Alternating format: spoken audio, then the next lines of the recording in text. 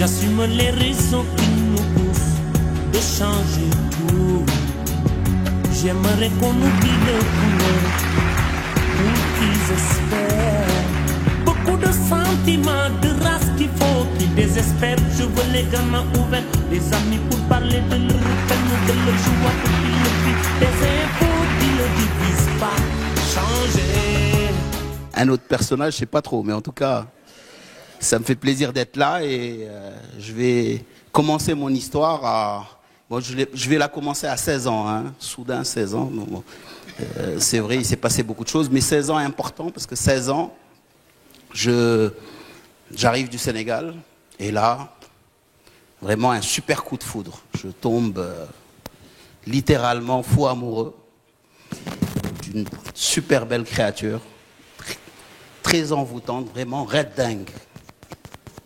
Et là, il y a 16 ans, donc c'est à 16 ans, donc il y a 30 ans, jusqu'à présent, hein, je ne l'ai jamais quittée et je l'adore.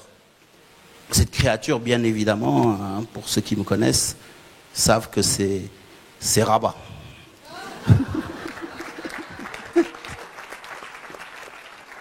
J'adore Rabat, bien sûr, un sentiment que les Casablancais ne peuvent pas comprendre, mais bon, nos Rabatais, on le comprend très bien. Vraiment, j'adore Rabat et j'aime le Maroc. Tout le monde le sait. Il y fait super bon vivre. J'étais venu pour un mois de vacances, hein, un mois de vacances, et je suis encore là. Hein, et vu mes cheveux blancs, vous savez que ça date d'il y a très longtemps. Bien sûr, il fait très bon vivre au Maroc. La vie est agréable. On y passe du bon temps. C'est pour ça qu'il y a beaucoup de gens qui aujourd'hui viennent en expatriation et même viennent y passer leur retraite. Donc tout c'est super bien passé toujours, mais bien évidemment, quelquefois dans la vie, il y a quelques petits accros. Et je vais vous en raconter un, puisque c'est quelque chose qui m'a beaucoup marqué et qui a failli me faire quitter le Maroc. Bon, mais je suis encore là, je vous rassure, donc je ne suis pas parti.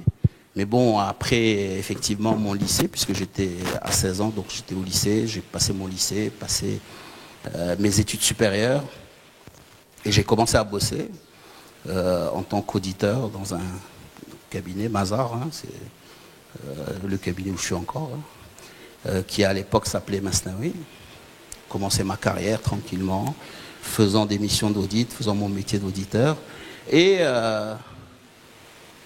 lors d'une mission en 95, mission très importante et assez particulière, puisque avec des soupçons de fraude, bon, la casquette d'auditeur bien sûr, on est aussi là pour ça.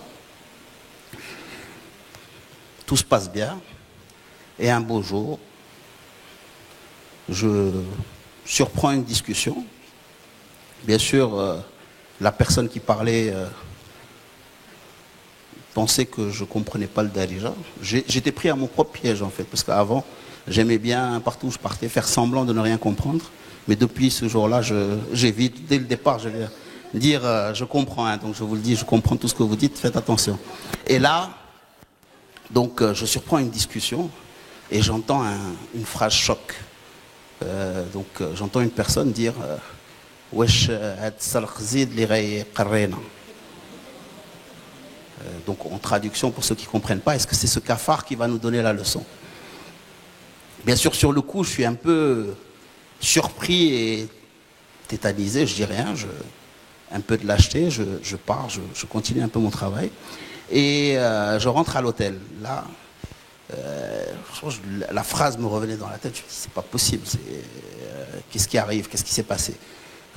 Je n'ai pas dormi, je commence à réfléchir, j'ai dit, bon, ça y est, ça commence comme ça, je pensais que ça n'allait jamais arriver, c'est arrivé, bon je vais me barrer, j'arrête tout, je rentre au Sénégal, ça y est, j'arrête. Le lendemain, donc j'en réfère à mon manager, je lui dis écoute, voilà ce qui s'est passé, et moi je vais me barrer, je ne vais pas plus terminer cette mission, je crois que je vais d'ailleurs arrêter et rentrer au Sénégal. Il me dit mais tu es fou? Il me dit, c'est pas à cause d'un ignorant que tu vas tout abandonner. Non, c'est pas possible. Écoute, Je pense que la meilleure réponse, c'est que tu lui réponds par ta tête ce que tu sais faire. Et on va avoir ce type. Et là, c'est vrai que pour la première fois, j'ai eu un vrai sentiment à la fois de haine et de vengeance pour dire, il n'a pas tort. Je suis un auditeur et bon, on sait chercher, on sait trouver. Donc, on va s'occuper de ce mec. Donc, je suis revenu tranquillement, continuer ma mission sans rien dire. Travailler tranquillement, bosser une dizaine de jours, bien sûr en me concentrant sur tout ce qui pouvait le concerner. Hein, ça. Pour ceux qui me connaissent savent bien que sur ce plan-là, je sais trouver aussi. Et bien sûr, trouver des choses, puisqu'il y avait des soupçons de fraude et qui l'incriminaient. Bien sûr, on a mis l'accent dessus. Et lors de la réunion de conclusion, j'ai tout présenté. Et à la fin, je termine. Jusqu'à présent, il ne savait pas que je parlais d'Arija. Il pensait que tout s'était bien passé, que j'avais rien compris, que je pose mon rapport, je le regarde. Je lui dis,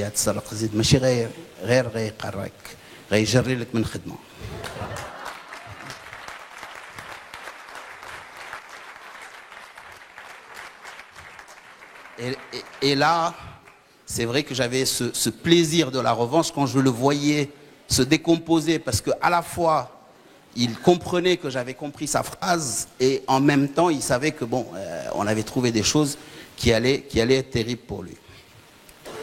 Après, bien sûr, Dieu merci, ça s'est plus reproduit et j'ai continué, tant mieux, j'ai pas quitté, j'ai continué ma carrière et progressivement, au gré d'une rencontre avec des acteurs politiques sénégalais en 99 que j'ai eu le plaisir d'accompagner dans leur campagne électorale et qui sont arrivés au pouvoir en 2000 au Sénégal. J'ai commencé à travailler pour la première fois en Afrique subsaharienne sur le plan professionnel et à travailler sur des sujets de politique publique.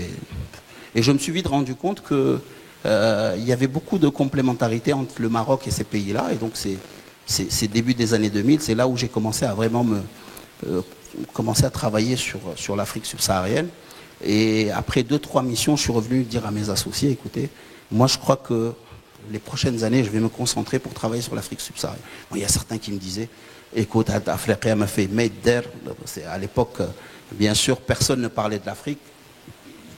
Et là, j'ai beaucoup travaillé sur le continent, jusqu'à être catalogué de Monsieur Afrique et rejoindre l'équipe de la CGM et progressivement, bien sûr, en étant Monsieur Afrique dans cette équipe de la CGM, avoir le privilège de participer aux tournées royales en Afrique. Et novembre 2016, un souvenir très émouvant, on arrive à Dakar, c'est la première fois que Sa Majesté présente le discours de la marche verte hors du Maroc. Et lors d'une cérémonie officielle, avec la délégation marocaine, je viens saluer le chef de l'État sénégalais et il me dit, comme à son accoutumé, parce que c'est comme ça qu'il m'appelle, Diop le plus marocain des Sénégalais. Et là, une grosse surprise, Sa Majesté rétorque, non, c'est Diop le plus sénégalais des Marocains. Merci. J'assume les raisons qui nous poussent d'échanger tout. J'aimerais qu'on oublie le couleur